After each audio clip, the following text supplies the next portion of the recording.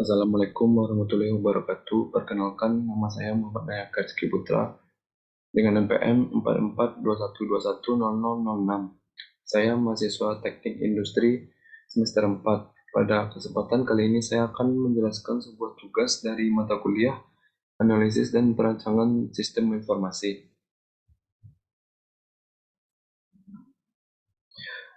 Sebelum saya membahas hal berikut ini, pastinya ada hal yang berkaitan di belakangnya, yaitu pada zaman sekarang, yaitu revolusi industri 4.0 atau revolusi industri keempat. Revolusi industri 4.0 ini merupakan perubahan tren di dunia industri yang menggabungkan teknologi otomatisasi dengan teknologi cyber. Atau teknologi ini sangat berdampak bagi kegiatan industri yang ada di Indonesia dan di dunia yang sudah berjalan pada saat ini. Dengan adanya industri 4.0, diharapkan mampu menggerakkan sektor industri yang agar lebih kreatif dan menciptakan peluang-peluang baru. Meskipun demikian, banyak pendapat para ahli tentang dampak dan pengaruh serta tantangan yang akan dihadapi pada saat revolusi industri 4.0 ini. Revolusi industri 4.0, masyarakat harus lebih mengerti atau lebih paham betul apa itu Internet of Things, IoT. Teknologi yang sekarang sudah digunakan beberapa negara tidak hanya penggunaan internet pada smartphone saja, melainkan penggabungan teknologi digital dengan internet yang menghasilkan sebuah mesin cerdas atau robot dari internet tersebut atau dari teknologi tersebut. Penggunaan teknologi industri 4.0 ini harus melibatkan beberapa benda di sekitarnya yang bisa membantu kegiatan-kegiatan manusia. Dan pada pembahasan ini, pekerjaan yang dulunya ada tapi sekarang sudah mulai tidak ada. Uh, ya, di sini ada penata pin bowling. Ini merupakan salah satu pekerjaan yang unik pada zaman dahulu yang kini sudah mulai punah. Penata pin bowling ini bisa disebut pinsetter atau pinsetter arena bowling sebelum digantikan dengan mesin bowling yang ada pada zaman sekarang ini, yaitu dengan mesin otomatis. Arena bowling ini di zaman dulu membutuhkan seseorang dipekerjakan untuk memudahkan permainan bowling pinsetter. Arena bowling ini biasanya dilakukan oleh anak laki-laki. Anak laki-laki muda yang dipekerjakan untuk memasang pin, mengatur ulang pin, bowling ke posisi yang benar kembali, dan membersihkan pin yang sudah jatuh hingga mengembalikannya bola bowling tersebut ke pemain lagi. Pekerjaan ini merupakan salah satu pekerjaan yang terbilang cukup kasar yang dilakukan pada saat itu. Tidak heran jika biasanya pekerjaan ini dilakukan oleh anak laki-laki dan itu pun dilakukan pada saat malam hari. Dan mereka yang bekerja tersebut juga biasanya mendapatkan bayaran yang tidak cukup tinggi atau yang cukup rendah dan seringkali bekerja hanya paruh waktu dan pada malam itu saja.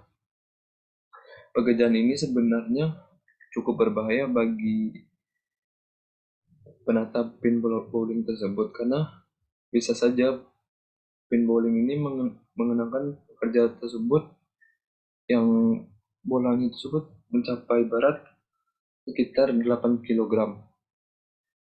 Dan jika mengenai para pekerja itu sangat berbahaya dan berdampak sekali pada pekerja tersebut karena mereka berada di belakang pin tersebut dan menunggu bola bowling tersebut datang. Dan pada zaman sekarang bermain bowling sangat mudah dan cukup dengan menggelindingkan bola, maka pin akan berjatuhan dan tinggal menunggu beberapa detik saja pin tersebut akan tertata otomatis. Namun dulu bermain bowling ya begitu lumayan ribet sebab tidak ada mesin canggih yang menata pin secara otomatis dan cepat seperti pada gambar sebelah kanan ini. Untuk mengakalinya ya dipekerjakan seseorang untuk menata pin tersebut. Mereka berada di belakang pin dan akan menata pin ketika bola bowling menjatuhkannya. Selanjutnya itu ada juga produk yang dulunya tidak ada tetapi sekarang sudah mulai hilang. Ya, di sini ada setrika. Saat ini kemajuan teknologi yang sudah tidak terbendung lagi, semua hal mengalami perkembangan yang sangat pesat. Contoh kecil saja, itu setrika ini. Beberapa zaman dahulu atau zaman kuno dulu itu, setrika tersebut lebih dikenal dengan sebutan setrika arang, yang tak jarang kita jumpai digunakan oleh para orang tua zaman dahulu. Setrika arang tersebut yaitu kotak besi yang di dalam yang itu memiliki rongga tersebut diisi dengan pemanas yang di dalam itu seperti ada arang dan dipanaskan sebelumnya. Bagian atas setrika ini memiliki pegangan untuk menggerakkan setrikanya dan sedangkan bagian bawahnya berupa logam yang halus. Dengan menggunakan setrika ini, maka menghilangkan penggunaan kain untuk mencegah kain menjadi hitam. Karena bagian bawah setrika tidak memiliki jelaga hitam yang bisa mengotori pakaian. Setrika dengan rongga yang bisa diisi arang ini pun kemudian digunakan selama beberapa tahun di negara lain dan tidak hanya di Indonesia. Setrika yang memanfaatkan bara api pada arang sebagai sumber panasnya, walaupun panas di setrika arang ini tidak sepanas setrika listrik yang ada pada gambar sebelah kanan tersebut. Tetapi panas tersebut sudah lebih dari cukup untuk melicinkan pakaian. Dan penggunanya pun juga kita harus menekannya lebih kuat agar memiliki hasil yang maksimal. Memang setrika listrik ini menawarkan kemampuan yang jauh lebih baik atau lebih efektif dibandingkan setrika arang. Dengan menggosok pakaian menggunakan setrika listrik, membuat hasilnya cepat licin dan rapi dengan konsistensi panas yang ya konsistensi panasnya itu ya konsisten dan mengurangi dampak yang terjadi pada pakaian yang akan dilicinkan. Tetapi tak ada salahnya juga zaman dulu itu menggunakan setrika arang ini di rumahnya masing-masing. Setrika tersebut dapat dipakai sekedar untuk hiasan semata dan Anda pun dapat atau kita pun dapat menggunakannya di berbagai kesempatan. Yaitu pada zaman sekarang ini setrika arang tersebut bisa dijadikan sebagai aksesoris doang dan sebuah pajangan doang dan tidak lagi dipergunakan selayaknya karena sudah ada yang lebih baik pada zaman ini dan pastinya setrika listrik tersebut juga memiliki berbagai brand merek di luar sana yang bermacam-macam dan jenisnya juga bermacam-macam dan penggunaan setrika arang tersebut yaitu eh, arang tersebut dibakar terlebih dahulu terus sambil menunggu setrikanya tersebut dibersihkan. Selanjutnya memasukkan arang secukupnya ke setrika tersebut yang di dalamnya itu di dalam besi tersebut, kotak besi tersebut.